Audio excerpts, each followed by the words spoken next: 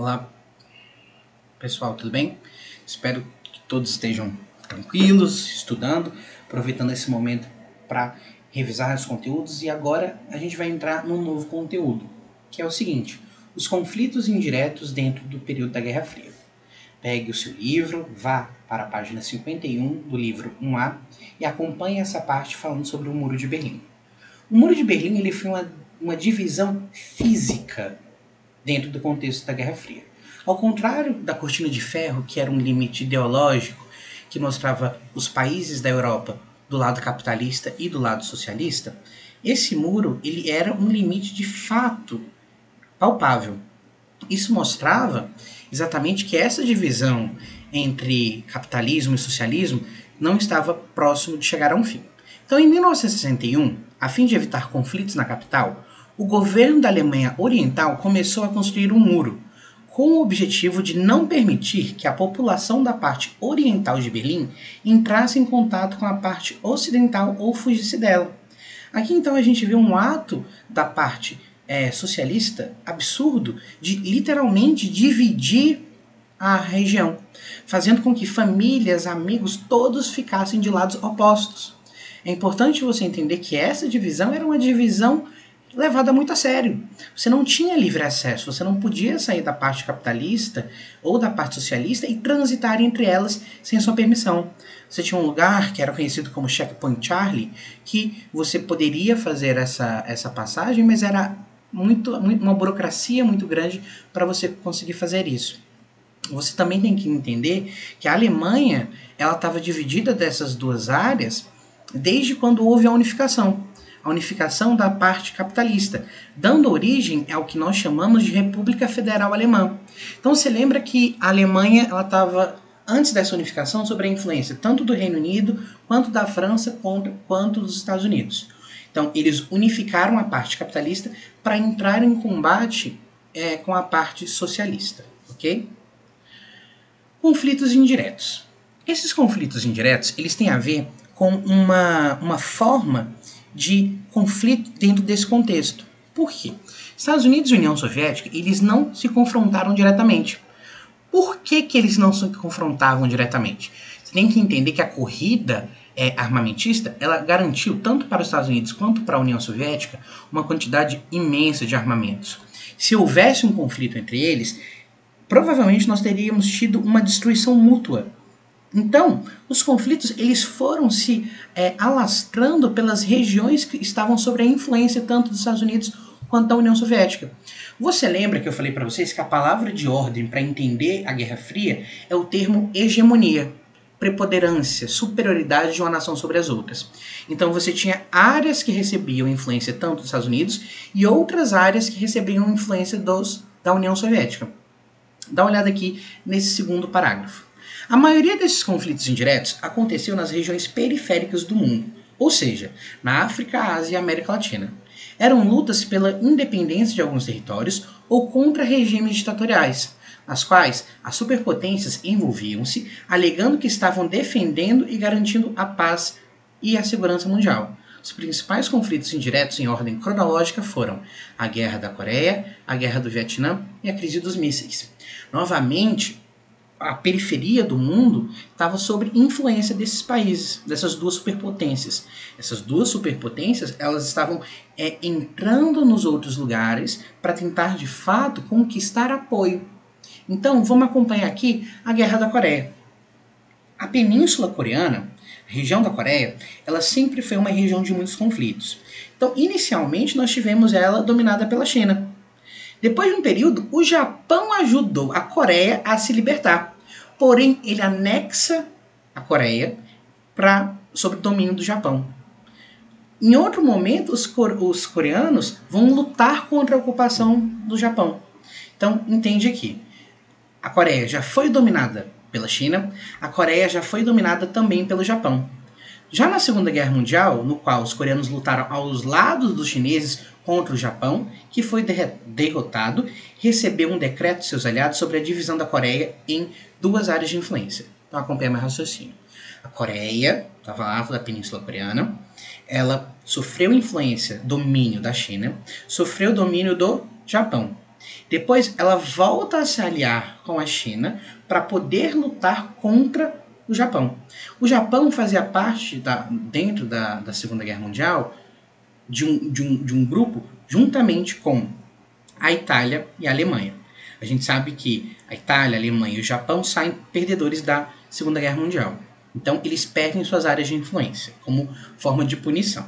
Sendo assim, nós vamos ter o que nós chamamos de Paralelo 38.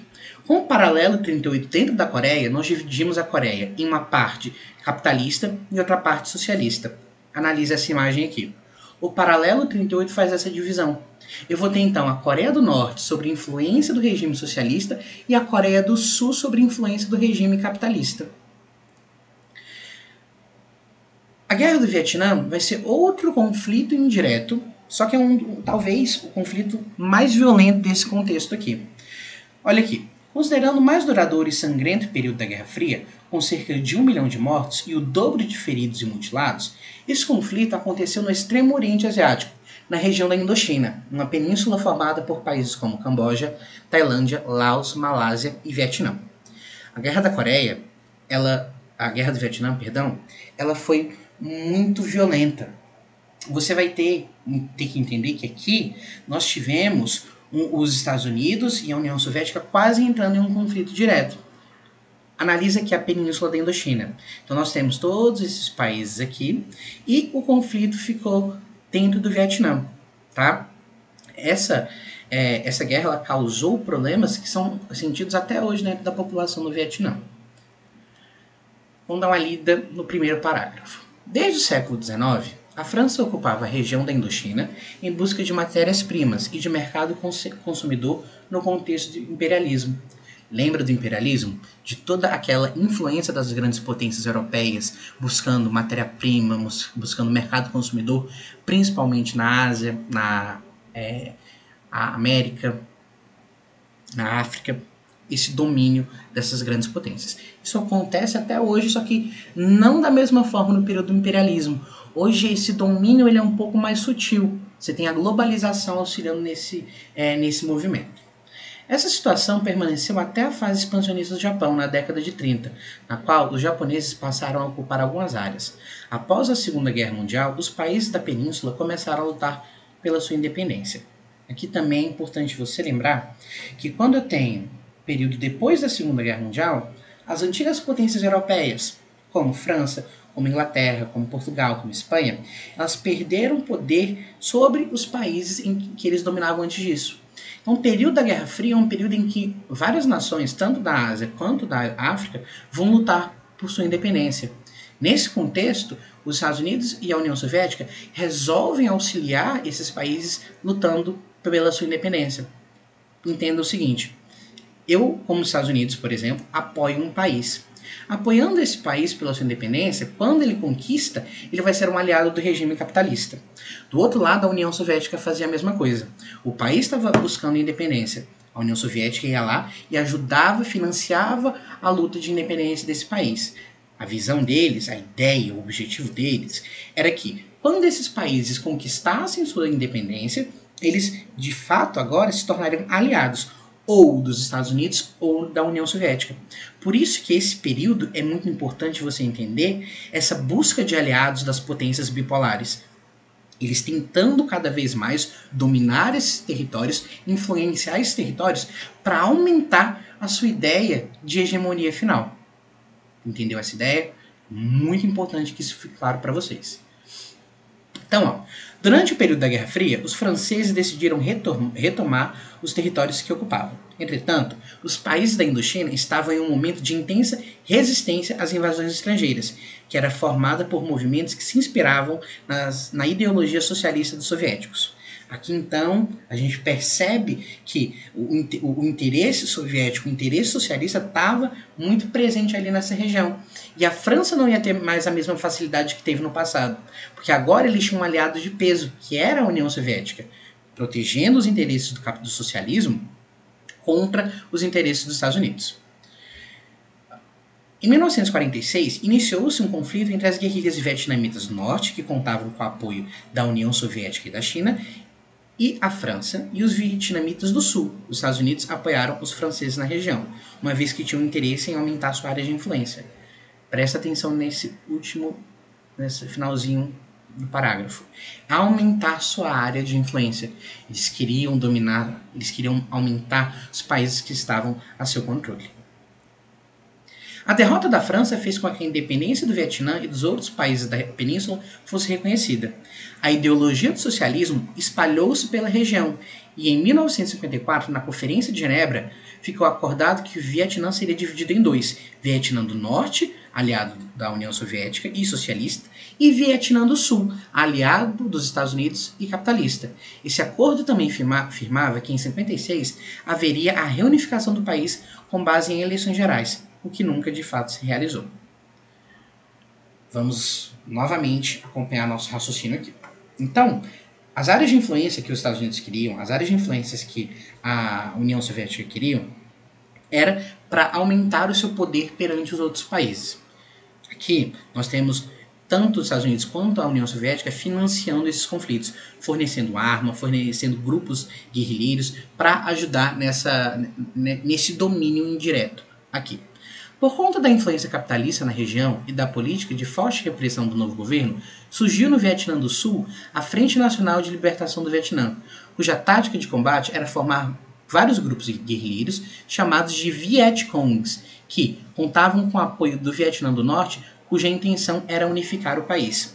Então aqui você percebe que o Vietnã do Norte ele queria se unificar com o Vietnã do Sul, junto com o apoio desses Vietcongs, para transformar toda a região do Vietnã em um país capitalista.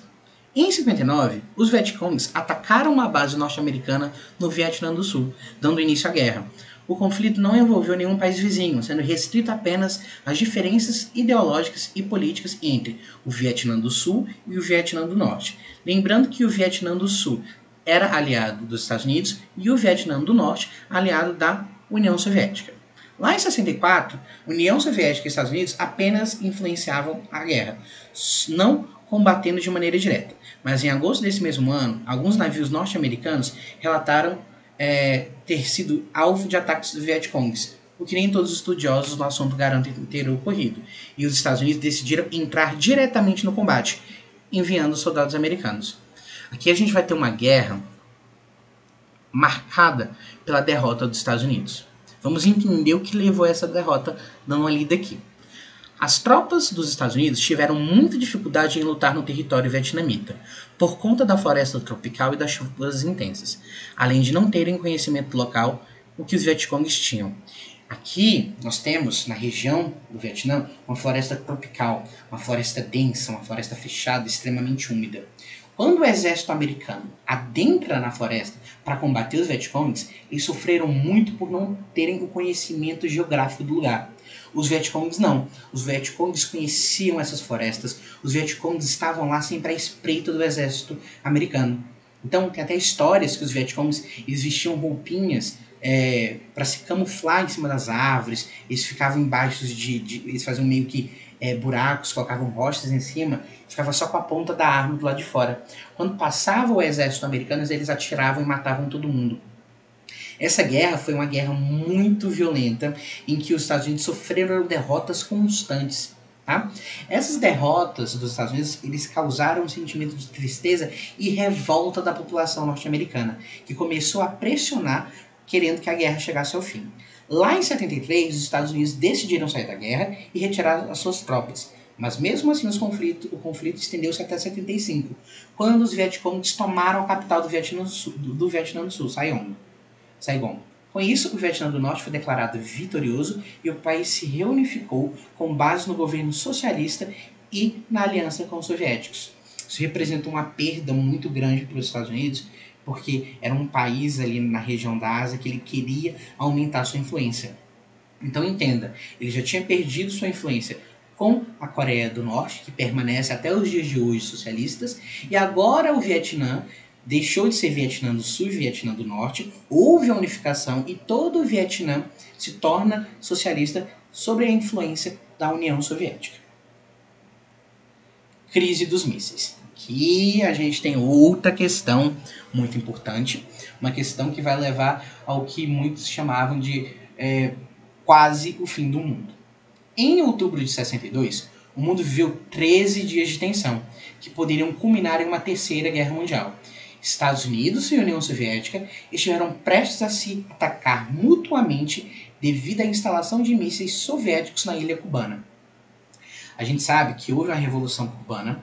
A Revolução Cubana, ela tirou do poder o ditador Fulgêncio Batista, que era aliado dos Estados Unidos, e, juntamente com Che Guevara e Fidel Castro, Cuba se torna um país socialista.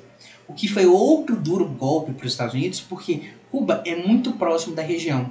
Então, quando Cuba, muito próximo dos Estados Unidos, se torna socialista, os Estados Unidos veem isso como uma afronta muito grande. Então, o que a União Soviética resolveu fazer?